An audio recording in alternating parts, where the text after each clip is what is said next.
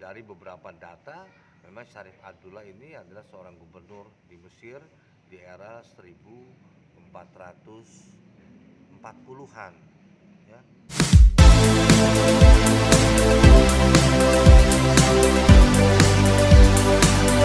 Assalamualaikum warahmatullahi wabarakatuh. Saya Susatyo Sofyan.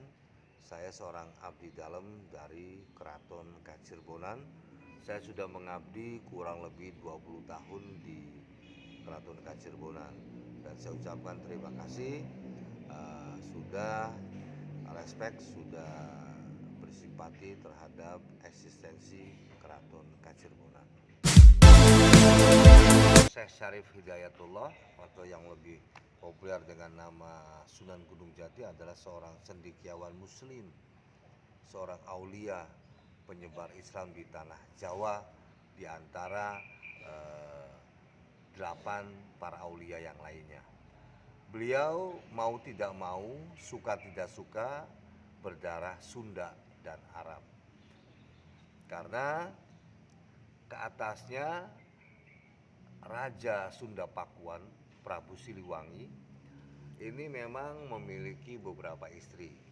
Dan satu hal yang wajar, lumrah ketika seorang penguasa, seorang pembesar pasti memiliki beberapa istri, ya. Salah satu istri dari Prabu Siliwangi bernama Nyimas Subang Larang. Nyimas Subang Larang ini kebetulan sudah seorang muslimah, karena beliau adalah santri dari pesantren Syekh Kuro di Kerawang. Pernikahan Prabu Siliwangi pun dengan Nyimas Subang Larang ini secara Islami, karena dalam manuskrip tercatat maharnya ini namanya lintang sakerti, sebuah tasbih yang saat ini berada di Museum Keraton Kasepuhan. Dari pernikahan Prabu Siliwangi dengan Nyimas Subang Larang melahirkan 3 orang anak. Yang pertama adalah bernama Pangeran Walang Sungsang. Kelak beliau bergelar Pangeran Cakrabuana atau Mbah Kuwu Cirebon. Kemudian yang kedua seorang wanita bernama Ratu Rara Santang, yang kelak setelah menjalankan ibadah haji kemudian berjodoh di Mekah dengan seorang gubernur Mesir yang kebetulan saat itu juga dalam menjalankan ibadah haji, bernama Syarif Abdullah.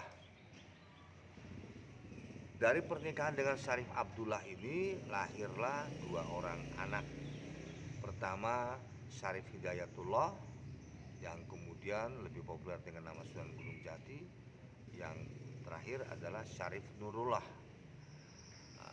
Pernikahan Prabu Siliwangi dengan Ratu Subang Larang juga melahirkan seorang anak yang jaraknya agak jauh dengan kedua kakaknya, yaitu Pangeran Kian Santang. Jadi dalam beberapa ilusi, dalam beberapa gambaran kita sedikit agak berbeda ciri-ciri fisik wajah yang sering kita lihat di beberapa poster atau gambar-gambar yang kita sering lihat di beberapa tempat-tempat ziarah keramat. Intinya ada beberapa orang-orang sufi yang mungkin pernah bermimpi bahwa Syekh Syarif Hidayatullah ini berkulit kuning langsat seperti umumnya seorang Sunda. Kemudian sorot mata, alis, sambang jenggot, bibir, hidung itu mirip orang-orang dari etnis Arab. Itu. Jadi Syekh Syarif Hidayatullah ini adalah campuran dari Sunda dan Arab. Mengenai tentang siapa Syarif Abdullah yang berhasil menikahi ibunda Syarif Hidayatullah, ini nanti perlu penelitian lebih detail karena ini nasabnya memang banyak terjadi ketimpangan dan ini perlu validitas yang bisa dijaga. dari beberapa data memang Syarif Abdullah ini adalah seorang gubernur di Mesir di era 1440-an ya.